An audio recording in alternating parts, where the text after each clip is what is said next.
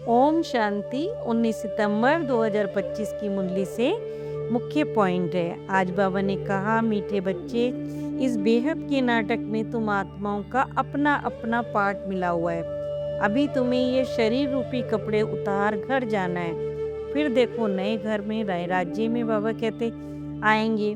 प्रश्न, बाप कोई भी कार्य प्रेरणा से नहीं करते, उनका अवतरण होता है। ये किस बात से सिद्ध होता है? बाप तो कहते ही हैं, करण करावन हार। प्रेरणा का तो फिर अर्थ ही है विचार। प्रेरणा से कोई भी नई दुनिया की स्थापना नहीं होती है। बाप बच्चों से स्थापना कराते हैं। कर्मेंद्रियों बिगड़ तो कुछ भी करा नहीं सकते, इसीलिए उन्हें शरीर का आधार लेना होता है। ओम शांति। परमात्मा के सम्मुख आत्माएं बैठी हुई हैं। आत्मा जरूर जिस्म के साथ ही बैठेंगी। इसी तरह परमात्मा भी जब जिस्म लेते हैं तभी सम्मुख होते हैं। इसको ही कहा जाता है आत्मा परमात्मा अलग रहे बहुकाल। परमात्मा को तो भिन्न भिन्न नाम दिए हैं। ईश्वर भी कहते हैं, प्रभु भी, परमात्मा भी। परम पिता कभी भी बाबा कहते लौकिक बाप को नहीं कहा जाता। परम पिता यानी सारे संसार का पिता तो एक ही है। आत्मा परमात्मा शांति धाम में रहने वाली हैं और यहाँ पाठ बजाने आते हैं। सत्युग में से लेकर कलयुग अंत तक पाठ बजाया है। ये हो गई नई रचना। रचता बाप ने हमें समझाया है कि तुमने 84 जन्म का चक्र लगाया है। जिन्होंने 84 का लगाया है वे सब बाबा कहते जन्म सारे ही तो नहीं लेंगे ना, ले सकते। जैसे देखो फिरता है, यह देखो समझाया। बाकी लोग लाखों वर्ष कह देते हैं, लाखों वर्ष की तो बात ही नहीं। 5000 वर्ष पाठ बजाने आते हैं। हम पाठधारी हैं। ऊंचे से ऊंचे भगवान की विचित्र पाठ है।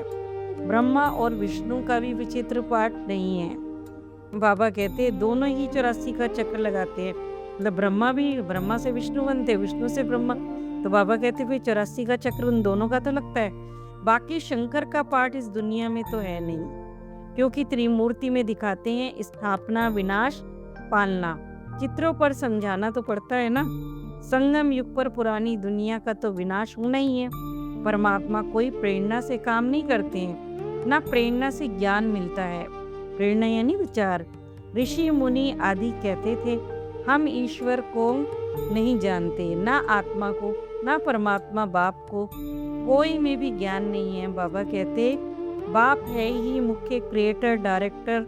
डायरेक्शन भी देते हैं, वही तो सारी डायरेक्शन देते हैं। मनुष्यों की बुद्धि में तो सर्वव्यापी का ज्ञान है। तुम तो समझते हो कि बाबा हमारा बाबा है, परंतु वो लोग तो सर्वव्यापी कह देते हैं, तो फिर बाप समझ नहीं सकते हैं।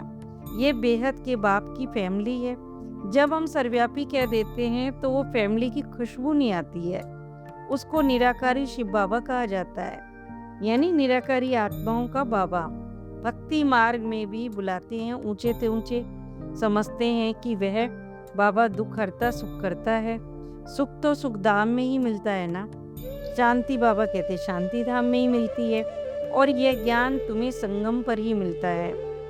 परमात्मा आते ही तब हैं जब नई की स्थापना और पुराने का विनाश होना होता है। बाबा कहते हैं जैसे फिल्मों में उस नाटक में एक्ट्रेस आते हैं ना, तो घर से तो साधारण कपड़े पहनकर आते हैं, फिर नाटक में आकर कपड़े बदलते हैं, फिर नाटक पूरा हो जाता है तो कपड़े उतार कर घर चले जाते हैं। ऐसे ही बाबा कहते हैं यहाँ भी तुम आत्माओं को घर से अशरीरी आना पड़ता है, यानी आत्मा बन के। यानी आत्मा यहाँ पुरानी दुनिया में आकर फिर शरीर रूपी कपड़े पहनते हैं। हर एक को अपना अपना बाबा कहते पार्ट मिला हुआ है। यह बेहद का नाटक है। अब फिर देखो नई दुनिया होगी, वह बहुत छोटी है। वहाँ एक ही धर्म है। यहाँ तो बाबा कहते अनेक धर्म अनेक मनुष्य होने से बेहद की हो जाती है। तुम अब देखो बेहद के नाटक के राज को समझते हो। इस समय जो भी कुछ प्रैक्टिकल में होता है उसका ही फिर भक्ति मार्ग में बाबा कहते त्योहार मनाए जाते हैं। नंबरवार कौन कौन त्योहार हैं ये भी तुम बच्चे ही जानते हो। ऊंचे से ऊंचा भगवान शिव बाबा की जयंती ही कहेंगे। जब वह आएंगे तो फिर त्योहार बने। शिव बाबा पहले पहले गीता का ज्ञान सुनाते हैं, अर्थात बाबा कहते हैं आदि देखो मध्य अंत का ज्ञान सुनाते हैं। योग भी सिखाते हैं, साथ साथ बच्चों को भी पढ़ाते हैं। तो पहले बाबा आया, फिर शिव जयंती कहेंगे, फिर कहेंगे गीता जयंती, क्योंकि गीता का ज्ञान सुनाया। जब परमात्मा आत्माओं को ज्ञान सुनाते हैं तो गीता जयंती हो जाती है। इन सब बातों को समझेंगे भी बाबा कहते अपने धर्म के ही। हर एक को अपना धर्म प्यारा लगता है, दूसरे धर्म वालों की बात ही नहीं है। भले किसको भी बाबा कहते दूसरा धर्म प्यारा हो भी, परंतु उसमें आ नहीं सकता है। स्वर्ग में और धर्म वाले थोड़े ही आ सकते हैं। झाड़ के चित्र में साफ दिखाया है, जो जो धर्म जिस जिस समय आते हैं उस समय ही आएंगे। पहले बाप आते हैं, राजयोग सिखलाते हैं, तो कहेंगे शिव जयंती, सो फिर गीता जयंती, फिर नारायण जयंती। वह तो हो जाता है सतयुग में। वो भी बाबा कहते लिखना तो पड़ेगा ना, नंबरवार यह ज्ञान की बातें। शिव जयंती कब हुई वह तो किसी को पता ही नहीं है। फिर कहा जगत अम्बा आदि की जयंती का कोई हॉलीडे नहीं होता है। मनुष्य तो कोई भी तिथि तारीख को भी नहीं जानते हैं। लक्ष्मी नारायण राम सीता के राज्य को भी नहीं जानते हैं। 2500 वर्ष में जो आए उनको जानते हैं, परंतु उनसे पहले जो आदि सनातन देवी देवता धर्म, ये कितना समय हुआ कुछ नहीं जानते। 5000 वर्ष बड़ा कोई भी कल्प बाबा कहते होता नहीं। 5000 वर्ष से बड़ा कोई बाबा कहते कल्प होता नहीं। आधा तरफ तो ढेर संख्या आ गई, बाकी आधे में इनका राज्य। फिर ज्यादा वर्षों का कल्प हो कैसे सकता है बताओ। 84 लाख जन्म भी नहीं हो सकते, जन्म भी 84 होते हैं। कलयुग की आयु लाखों वर्ष कह देते हैं। बाबा कहते हैं मनुष्यों को अंधियारे में डाल दिया है। कहाँ सारा ड्रामा, तभी तो बाबा कहते वो मुझे हुए हैं। सारा ड्रामा 5000 का है। कहा सिर्फ कलयुग 40,000 वर्ष शेष है। फिर कहा अंडरस्टूड पुरानी दुनिया खलास हो जाएगी, मकान आदि अर्थ युग में खलास हो जाएंगे, क्योंकि नई दुनिया चाहिए ना। दिल्ली परिस्तान थी, जमुना का कंठा था, वहाँ लक्ष्मी नारायण का राज्य था। इनको स्वर्ग का ही कहेंगे।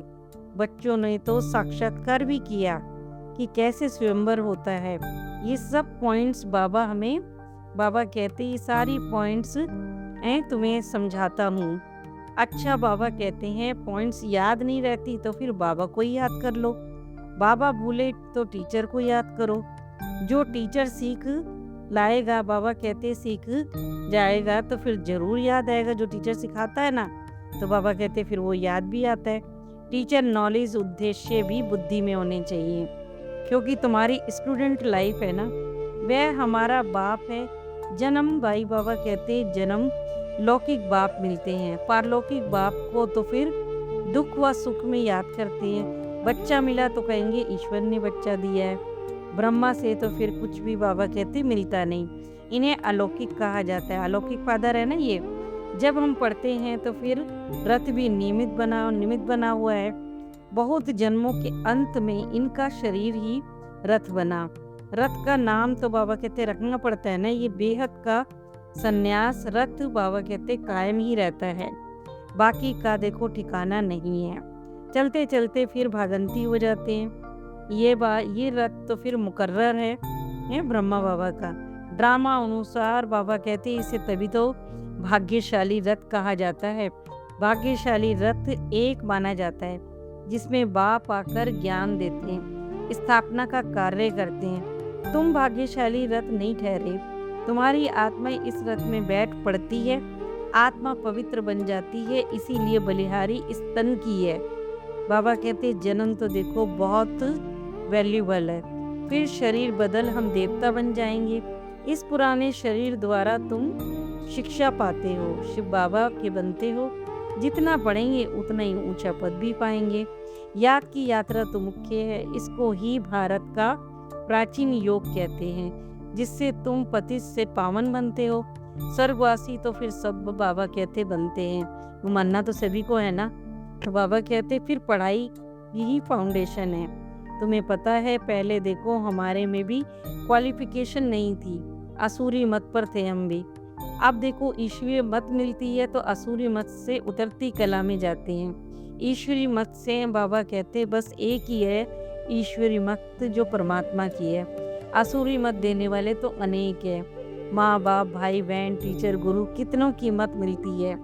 अब एक भी मिलती है जो 21 जन्म काम में आती है। श्रीमत है भगवान की, जिसने श्री कृष्ण को ऊंचे से ऊंचा बनाया, फिर नीचे से नीचे रावण बनाता है। बाप गोरा बनाते हैं और रावण, बाबा कहते हैं रावण सांवरा बना देता है। देवताओं की महिमा गाते हैं ना, सब गुण संपन्न। सतयुग में आत्मा और शरीर दोनों पवित्र होते हैं। देवताओं को सब जानते हैं। वो संपूर्ण निर्विकारी होने के कारण संपूर्ण विश्व के मालिक बनते हैं। अभी तो नहीं है पर बन रहे हैं। ब्रह्मा द्वारा ब्राह्मण है, वह है बाबा कहते ग्रेट ग्रेट ग्रेट ग्रैंडफादर। ब्राह्मण कुल है। ब्रह्मा मुख वंशावली भाई बहन हो गए ना। बाबा कहते यहाँ राजा रानी की बात नहीं है। रजाई ना पांडवों की है और ना ही कौरवों की है। ये ब्राह्मण कुल तो फिर संगम पर थोड़ा सा ही चलता है। अच्छा होमवर्क है धारणा। जन्म श्रेष्ठ पद के अधिकारी बनने के लिए सब आसुरी मतों को छोड़ एक ईश्वरीय मत पर चलना है। संपूर्ण वॉइसलेस बनना है। इस पुराने शरीर में बैठ बाप की शिक्षाओं को धारण कर देवता बनना है। यह है बहुत वैल्यूबल जीवन।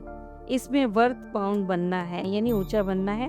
वरदान, वर्तमान समय विश्व के चारों ओर कोई ना कोई हलचल है। कहाँ मन के अनेक टेंशन की बाबा कहते हलचल है, कहाँ प्रकृति के तमो प्रधान वायुमंडल के कारण हलचल है।